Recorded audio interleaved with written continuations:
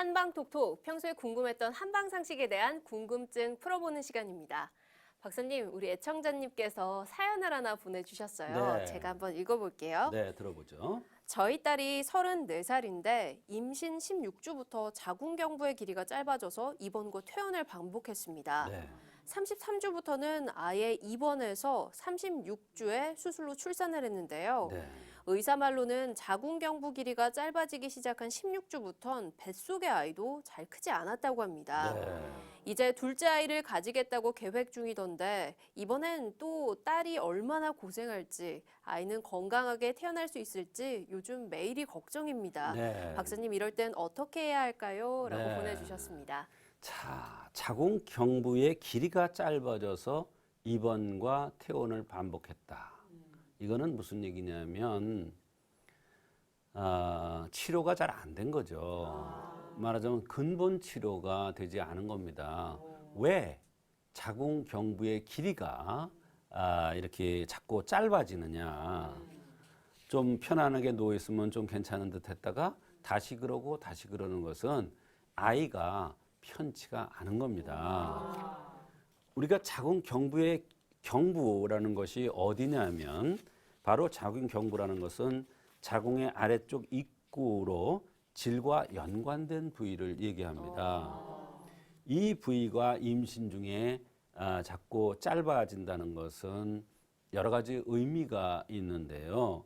임신 중에 자궁경부 길이가 짧아진다는 것은 실제로 경부의 길이가 짧아진다는 뜻이 아니라 태아를 지지하고 있는 자궁경부가 약해져서 태아와 양막이 아래로 내려가고 있다는 뜻입니다. 그래서 자궁경부의 여유 길이가 짧다는 것을 의미합니다. 이는 그대로 방치했을 때는 심한 경우 조산 등의 위험이 결과를 초래할 수 있기 때문에 사실 정기 검진 시에 주의 깊게 관찰해야 되는 증상 중에 하나입니다. 그래서 이렇게 자궁경부 길이가 짧아졌을 때 한의학에서는 어떻게 치료해야 하느냐 하면 안태, 말하자면 태아를 편안하게 해주는 이러한 치료를 하면은 아기가 정상적으로 제 위치를 잡습니다. 그러면 자궁경부의 길이도 정상화가 됩니다. 말하자면 아기와 엄마의 자궁이 정상적으로 운행되도록 해주는 한약이 있습니다.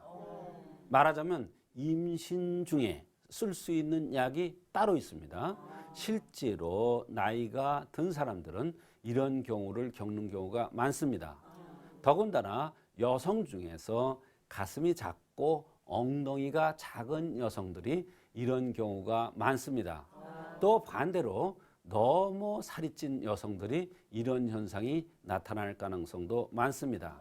이럴 때는 자궁경부 길이를 정상화시키는 약을 쓰는데 안태시키는 약을 쓰면 저절로 태아가 편안해지고 자궁이 든든해져서 저절로 정상이 되는 것입니다. 그래서 이럴 때는 아기 임신하기 전에 자궁을 든든하게 하는 한약을 쓰고 그 다음에 임신 중에 또 한약을 써서 이런 것을 미연에 방지하면 아기도 정상적으로 제 개월수를 채워서 날 수가 있고 조산하지 않는 그런 경우를 한의학에서는 많이 볼 수가 있습니다. 그래서 이거는 한의학적인 치료가 가능합니다.